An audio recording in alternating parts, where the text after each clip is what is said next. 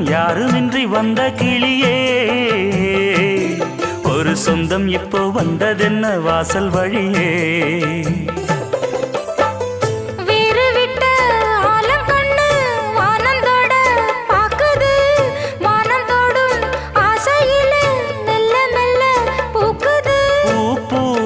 பூக்க வச்ச